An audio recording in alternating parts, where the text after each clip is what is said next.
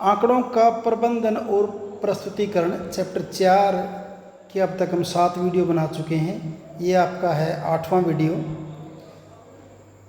पीछे जो किए हुए 7 वीडियो आप उनको प्लेलिस्ट में जाके देख सकते हैं। और ये है आपका कलात्मक और सौंदर्यात्मक विचार। पिछले अनुच्छेद में वर्णन किए गए चरणों के अतिरिक्त आंकड़ों को चित्रीय रूप में दर्शाने के लिए कुछ अन्य अधिक कलात्मक और सौंदर्यात्मक पहलुओं पर विचार किया जा सकता है, जिससे वे अधिक प्रभावशाली बन जाएं। जब आंकड़ों को दृश्य के रूप में प्रदर्शित करने के लिए दंड आलेख, चित्रालेख आदि का प्रयोग किया जाता है, तब यह ध्यान रखना महत्वपूर्ण है कि इन आंकड़ों को इच्छित स्थान पर उचित प्रकार से रखा जाए। उदाहरण जैसा कि हम पहले देख चुके हैं कि यह कार्य उपयुक्त पैमाना चुनकर किया जा सकता है, जैसे 1 इकाई 5 के बराबर है या 10 के बराबर है। यह भी वांछनीय है कि आंकड़ों दिखने में आकर्षक और सरलता से समझने योग्य हों, जिससे उसे देखने वाला उससे दी जाने वाली सूचना को आसानी से समझ सके। आइए एक उदाहरण पर विचार करें। यहाँ एक सारणी दी जा रही है, जिसमें प्रत्येक महाद्वीप के सबसे ऊंचे पर्वत के नाम के साथ उसकी संगत ऊंचाई दी गई है। महाद्वीप है, उसका सबसे ऊंचा पर्वत और उसकी ऊंचाई। जैसे महाद्वीप आपका है एशिया में सबसे ऊंचा पर्वत एवरेस्ट, ऊंचाई इसकी है 8,848 मीटर। ऐसे ही फिर दक्षिण अमेरिका का एकोंकागुआ 6,962, फिर उत्तरी अमेरिका का 6,194, अफ्रीका में 5,895, यूरोप का एंटार्क्टिका, ऑस्ट्रेलिया, इसके पर्वत का नाम है कोसियुस्को, जिसकी ऊंचाई है 2,228 मीटर। माउंट एवरेस्ट और माउंट कोसियुस्को से कितना ऊंचा है? माउंट एवरेस्ट ये रहा और ये कोसियुस्को ये रहा, ये कितना ऊंचा है? क्या माउंट देनाली और माउंट किलिमंजारो, माउंट देनाली और माउंट किलिमंजारो, ये दोनों, किलिमंजारो,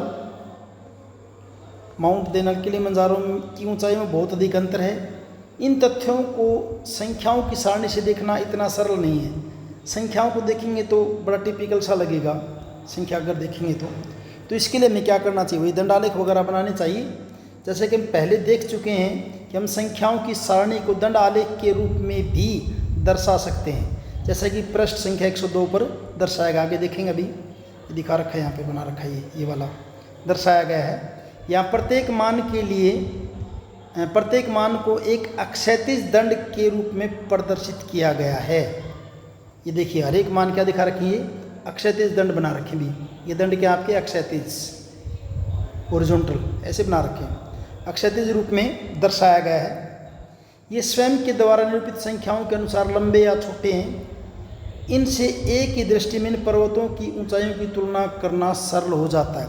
एक बार में देखें पता चल जाएगा। देखिए, सबसे लंबा ये है, ये सबसे छोटा दिख रहा है। इन दोनों की तुलना करते हैं, ऐसे देखने से पता चल जाएगा कि कौन सा लंबा और कौन सा छोटा है। ये दंड ऊंचाइयां दर्शाते हैं। अतः इस चित्र को इस प्रकार घुमाया जाए कि दंड पर्वत ऊर्ध्वाधर हो जाएं। इस तरह दंड पर्वत अधिक ध्यानाकर्षित एवं समझने में सरल हो जाएंगे। यानी इसी फिगर को क्या करेंगे, ऐसे बनाने की बजाय अगर इनको ऐसे कर दें तो और ईजी हो जाएगा। इसी को जैसे क्या करना, ये आपका एक्स एक्सिस हो जाए, वाई एक्सिस हो जाए, ये एक्स हो जाए।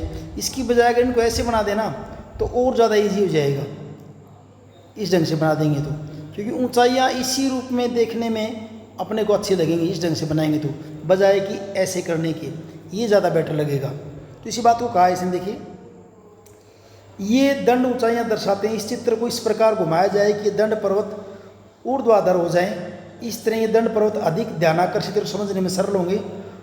ऊर्ध्वाधर दंडों वाला दंड आलेख स्तंभ आलेख भी कहलाता है, जिसमें ऊर्ध्वाधर हो, जैसे ये, इसको आप स्तंभ आलेख भी कह सकते हैं।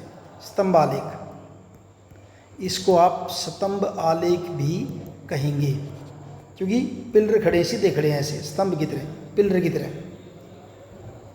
स्तंभ में खंभे पिलर हैं, जिन्हें आप किसी भवन में छत को टिकाए रखते हुए देख सकते हैं। नीचे इन पर्वतों की सारणी के लिए एक स्तंभ आलेख दिया गया है। इन पर्वतों एक स्तंभ आलेख बना रखा है। इस स्तंभ आलेख से इन पर्वतों की ऊंचाइयों की तुलना करना तथा इनका चित्रण करना सरल हो जाता है। अब यहाँ इनकी तुलना करना ईजी हो जाएगा, बजाय कि इस फिगर के। हालांकि ये भी आपको दे देगा जानकारी, लेकिन इसको और इसको अगर देखें तो इससे देखना ज़्यादा इजी होगा।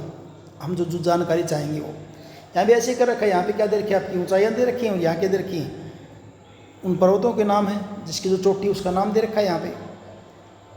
सामान्यतः आंकड़ों को चित्रीय रूप में दर्शाना अधिक सहज एवं विचारोत्तेजक है। जिन ऊंचाइयों को भूमि तल से ऊपर की ओर मापा जाता है, भूमि तल से ऊपर की ओर यानी कि ऐसे मापा जाता है ऊपर की तरफ, उन्हें ऊर्ध्वाधर दंडों द्वारा या स्तंभों द्वारा दर्शाना अधिक उपयुक्त है। यानी ऊंचाई वाली चीज़ों को ऐसे ऐसे हमने दंड खींचने चाहिए, ऊपर की तरफ खींचने चाहिए। इसी प्रकार वे लंबाई जो भूमि के समांतर हैं, भूमि के समांतर पृथ्वी पर किन स्थानों के बीच की दूरी, उन्हें प्राय अक्षैतिज दंडों वाले दंड आलेखों द्वारा दर्शाना अधिक उपयुक्त है। यानी कि दो स्थानों के बीच की दूरी है, उसके लिए हमें जो है ना इस तरह से बनाने ज़्यादा इजी रहेंगे। दंड आलेख अगर आप ऐसे बनाएंगे तो ज़्यादा इजी रहेंगे। तो भूमि तो ये देखना पड़ेगा, जब ऊंचाइयों की बात हो तो इस तरह बनाएंगे, और जब भूमि के समांतर चलें ऐसे तो हमें ऐसे बनाने चाहिए। ये कह रहा है यहाँ पे, इसका मतलब ये है। अब क्वेश्चन देखिए, आइए पता लगाएं। यदि आप अपने विद्यालय की प्रत्येक कक्षा के सबसे लंबे बच्चों की लंबाइयों के आंकड़ों को चित्रीय रूप में दर्शाना चाहते हैं तो क्या आप अक्षैतिज दंडों वाले आलेख का उपयोग करना चाहेंगे या ऊर्ध्वाधर दंडों वाला आलेख, और क्यों? देखिए, अक्षैतिज वाला बढ़िया रहेगा अगर बच्चों की ऊंचाई दिखानी तो ऐसे, इसकी एक की ऊंचाई दूसरे की ऊंचाई, ये ज़्यादा इजी रहेगा, बजाय कि बच्चों की ऊंचाई दिखाने के लिए आप ऐसे बनाएं। क्योंकि ऊंचाई के लिए बताया था ना, ऊंचाई के लिए क्या करना चाहिए, हमें ऊर्ध्वाधर करने चाहिए।